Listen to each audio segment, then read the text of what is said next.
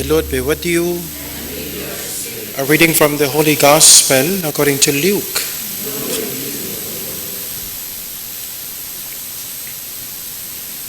Jesus appointed 72 other disciples, whom he sent ahead of him in pairs, to every town and place he intended to visit.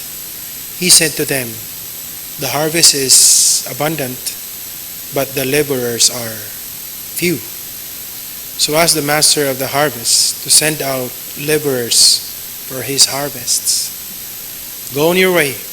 Behold, I am sending you like lambs among wolves. Carry no money bag, no sack, no sandals, and greet no one along the way. Into whatever house you enter, first say, 'Peace to this household.' If a peaceful person lives there, your peace will rest on him. But if not, it will return to you. Stay in the same house and eat and drink what is offered to you, for the laborer deserves his payment. Do not move about from one house to another.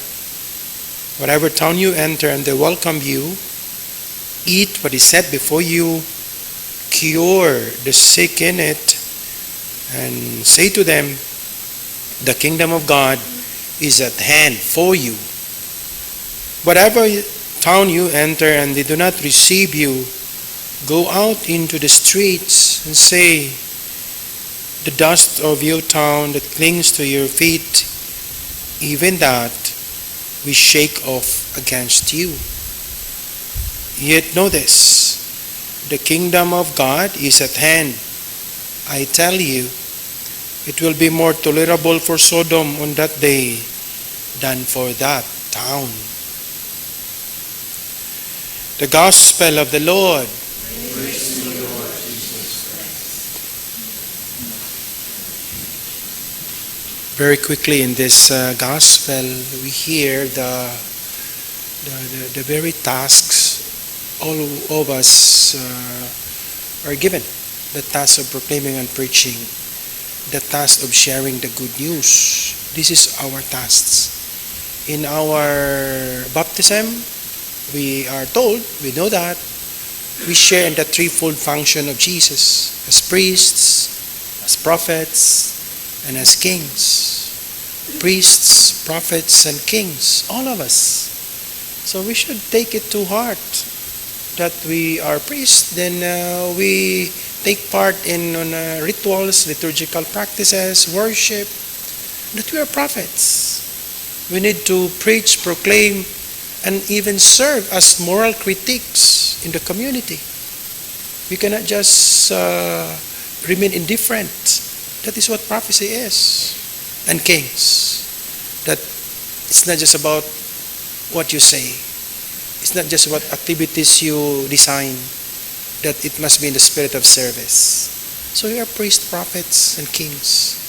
And in this mission, proclaiming, preaching the gospel, here in this gospel, we are reminded of how first the sense of urgency.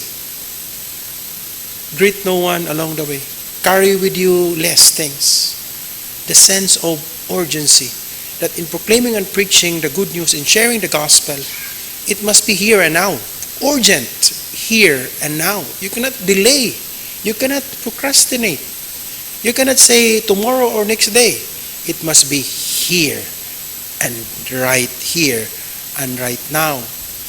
When it is being said, greet no one along the way, it's not about being impolite. No, it's not that. It's about this is how important this is. That no one should delay it. No reason is reason enough to stop it. That is the sense of urgency. And also the sense of friendship. It's here. It's not what you say or what you do, not just that, in this mission of proclaiming and preaching. It is also how you relate. You may be good at saying or doing things, designing activities, but you do not truly relate. That is how one thing so important that you cannot skip this. Say it, say the gospel, proclaim, but truly relate. Eat what is set before you. Eat what is set before you. Then relate. Make friends. Exchange gifts. Exchange wealth. It is not about being entitled, sense of entitlement, that you get paid because you preach. No. There may be exchange of wealth because it's about relationship. Relationship. And that is something deeper. So, mission, proclaiming, preaching, sense of friendship, camaraderie, relationship. That is one thing also very important. You end up being friends. Not that you stop with, you are here, the preacher, and they are the audience, hearers. That is not, it doesn't sound intimate. Perhaps you started with being a preacher, and they being listeners, but you end up being friends. Third is the sense of necessity. Necessity. So important, so necessary, you cannot do without. Here it is being said like, when you are not received, then shake the dust off your feet. It sounds vindictive, but it is not. It is only being described in a figurative manner what you are declining when you refuse to listen, when you refuse to receive the gift, when you refuse to listen to the gospel. This is in a figurative way. It's like refusing a blessing. It's like throwing away a favor. It's like destroying or making yourself unfit of a wealth. That is how it is being described. Shaking off the dust off your feet. So that is how important this is. The sense of necessity. You cannot do without it. The sense of importance. Do we have that sense of importance when it comes to the gospel? The things of the faith? When many times we sit at second, third, fourth, fifth. When we say God is our first in our life, ask yourself, true?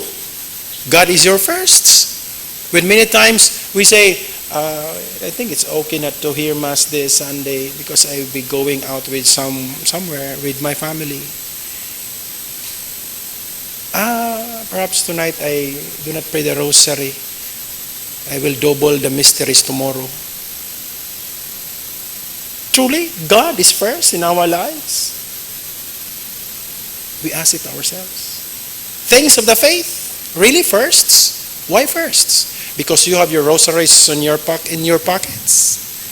Because you have your images of saints everywhere in your house. Those are the only signs that God is first in our life. Because you make the sign of the cross when thunder and lightning strike. Wow. There are many signs, supposedly true signs, that God is first in our lives. As we continue this Eucharistic celebration, this gospel is a beautiful reminder of it. The sense of mission, proclaiming and preaching. We should take that challenge. It is urgent, it is necessary, imperative, and it is personal, interrelational. There is always the sense of friendship, intimacy with others and with God.